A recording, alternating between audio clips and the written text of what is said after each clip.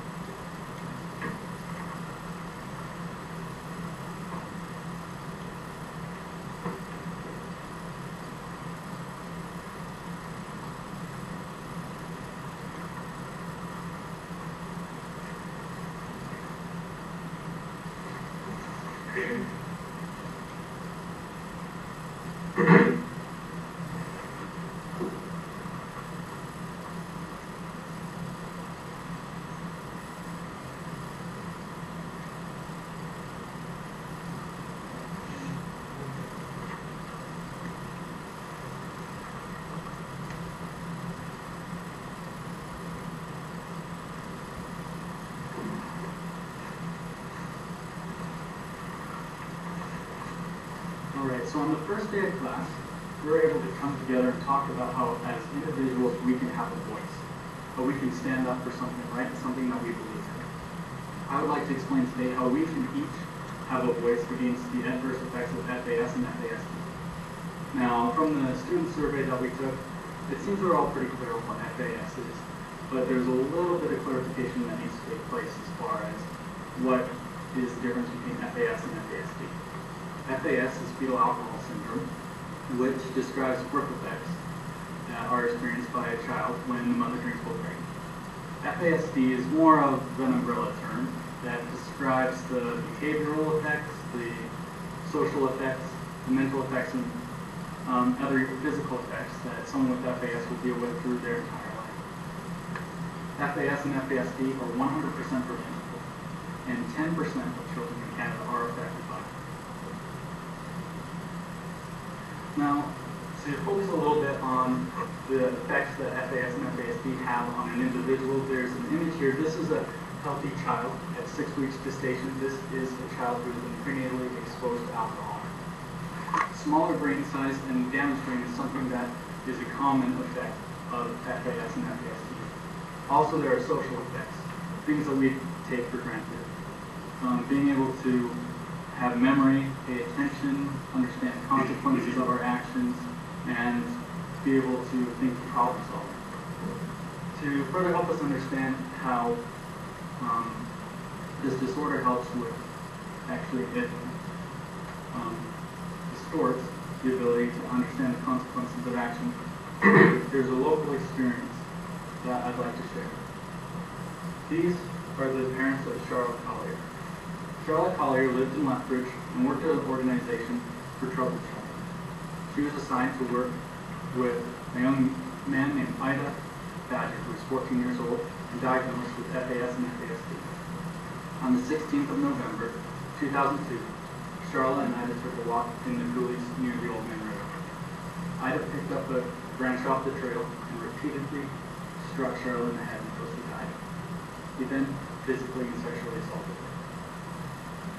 The effects of what he had were described by Dr. Donald Massey, a psychiatrist who worked with Badger for over a year before this event. He said Badger should have been viewed as a violent sex offender with limited intellectual ability and high levels of impulsivity, combined with brain dysfunction associated with fetal alcohol syndrome and spectrum disorder. Badger had very little awareness of the severity and magnitude of what he had done. A leading forensic scientist said that Badger's cognitive ability was certainly compromised, and that cognitive ability being compromised suggests the ability to plan, assess, and evaluate the consequences of actions is also compromised. This cognitive ability of Badger was compromised so much that he did not have a full understanding of what he had done. After he had killed her, he went to other walkers on the path and said, "My aide has been assaulted and I don't know who did it." When officers appeared on the scene, he took them to her body. Later he confessed, but he was given a life sentence in jail. And beyond the social effects and how FASD may affect the community, there's effects on even our country. Each year, Canada pays $50 billion in damages that are caused by alcohol-related disorders, and over half the budget for the justice system goes to alcohol-related problems. But still, there is a problem. 79% of children in Canada will be prenatally exposed to alcohol. So what's the bottom line? What are we saying here? There's a scientific explanation that explains there are many factors whether drinking will cause FAS.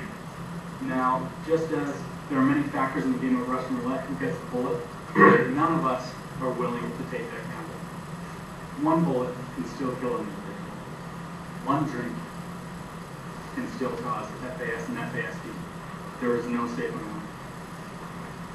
I'd like to briefly introduce you to Bruce Ritchie.